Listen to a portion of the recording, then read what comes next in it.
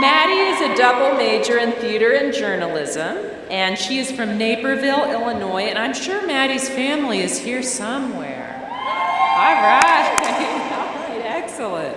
I first had the pleasure of meeting Maddie when she visited for a Make It Miami recruitment event and decided to attend the theater production Avenue Q. If you missed Avenue Q, it's not the play of choice when sitting between your future dean and your mom. But she decided to make it Miami anyway and has had an absolute amazing 4-year tenure here, taking the stage herself numerous times and having written her own play that premiered this past semester.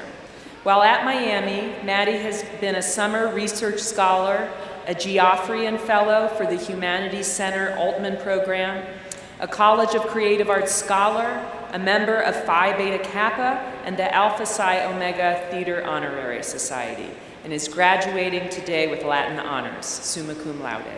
Please join me in welcoming Maddie Mitchell.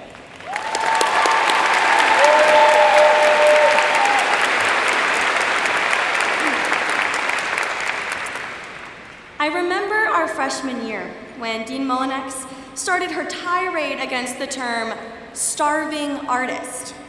This widely used phrase in our society, she said, was sending a negative message about what we, students, were going to do with our futures. It forced us to make a joke of ourselves, to not strive for the greatness that we could be. It allowed us to be okay with falling into a trap, the trap of the starving artist, which Liz said was not only communicating a negative message about our program, but a message that was completely not true. Miami graduates, she said, are not starving artists, but thriving artists.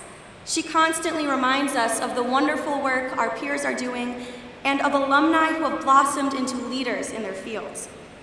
Liz coined the expression thriving artist 4 years ago, and no one in Miami University's College of Creative Arts has stopped singing these words ever since.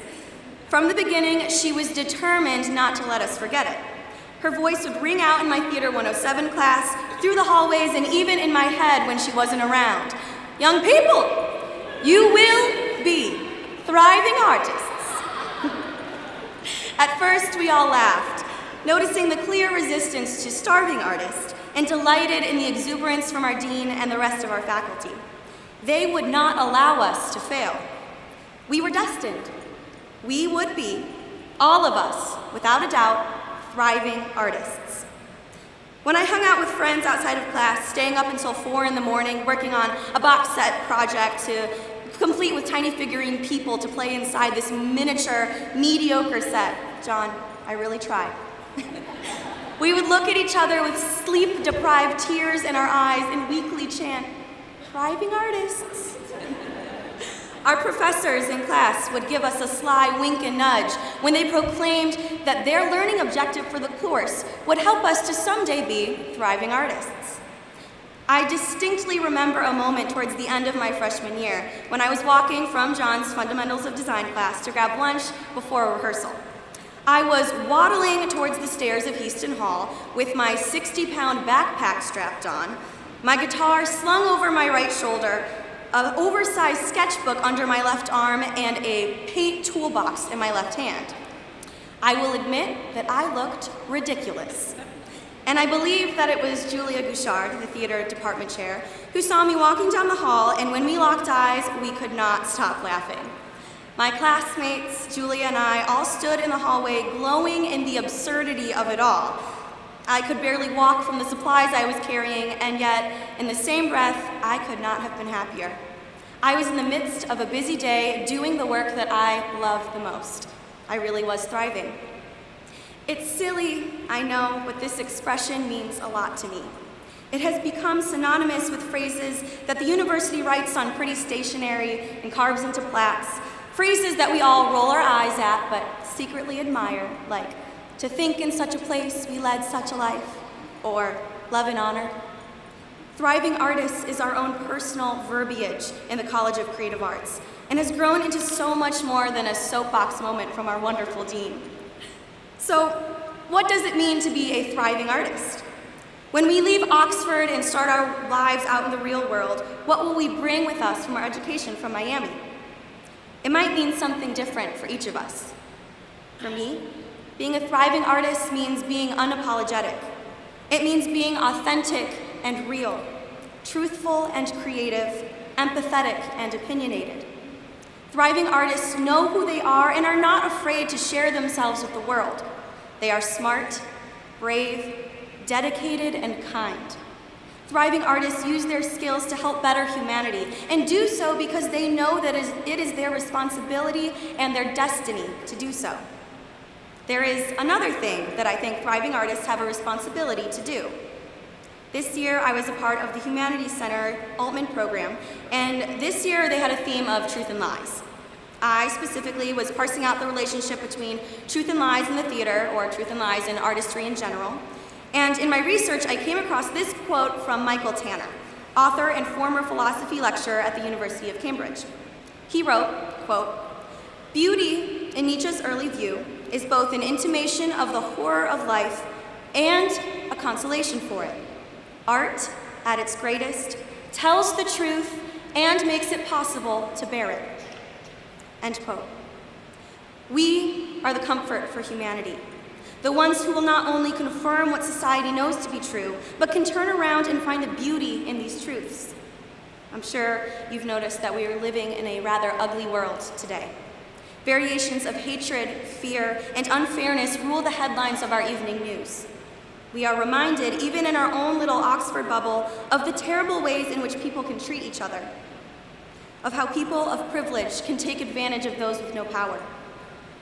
But we, thriving artists, are not allowed to crawl into a dark hole of avoidance. We are not allowed to ignore these truths, but we will do our best to make it possible to bear it. We are thriving artists. We must.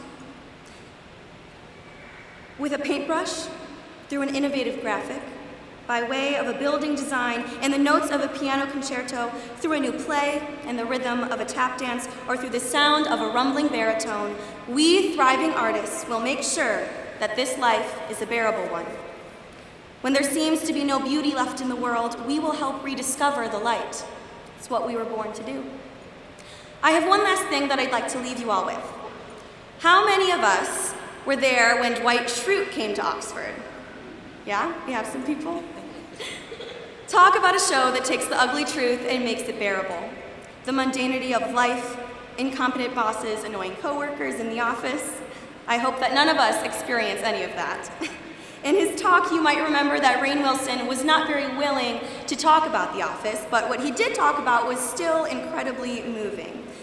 He talked about his own responsibility to make life bearable. He is a theater and digital artist, after all. And one of the key pieces of advice he gave to us was to be grateful. One of the most surefire ways to increase your own happiness, he said, was to show gratitude to someone else. So, I'd like to close out my time talking with you all by maximizing my own happiness. And I hope that you all can also vicariously collect joy through my thank yous. First, to our professors, thank you for becoming our biggest fans and greatest supporters, despite our antics to get out of class 5 minutes early. Thank you for the outside of class hours and for spending time to get to know us and make sure we understood the lesson, to calm our future, and just chatting in the hallways. To our parents, thank you for setting us up to succeed. You are our biggest supporters, and you have helped us to support us in making our dreams of living in the arts come true. And thank you for the care packages. Nothing made me feel more loved than picking up a Costco-sized bag of Skittles from the package center. To our siblings, for the midnight FaceTime calls and for making us laugh until we cry. You were the best part of coming home, and our favorite visitors when you crashed our moms and dads' weekends in Oxford.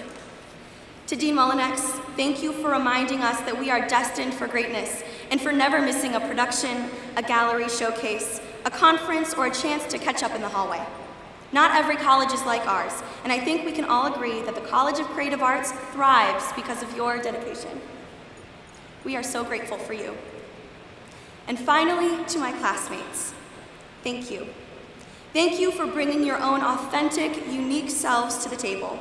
Thank you for participating in hard conversations, for being vulnerable and offering your ideas and your time to make this the most impactful 4 years of our lives. Thank you for learning with me. Thank you for growing with me. Thank you for calling me out on the things I need to work on and then helping me to get there. Thank you for making the late nights and hard times better than bearable.